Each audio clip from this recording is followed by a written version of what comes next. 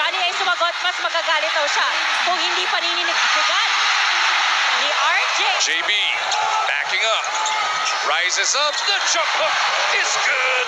Kasama ang foul. At bago nga ang lahat, baka naman po pwedeng makahingi ng isang subscription para sa ating channel or paki-follow na rin po kung nagustuhan nyo ang ating mga basketball update. At kung ito na may makakabigat para sa inyo, kahit isang like and share na lamang po. Maraming salamat po. Christmas game.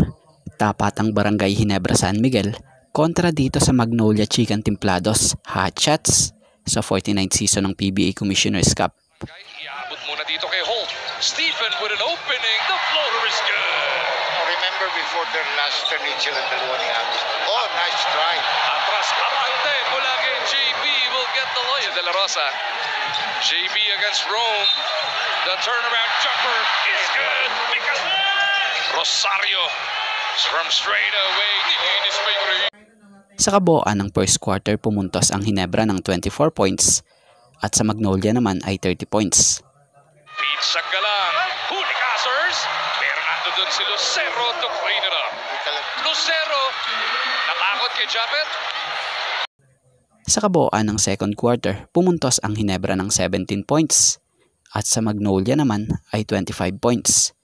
Kaya natapos sa first half, tangan ng Magnolia ang kalamangan.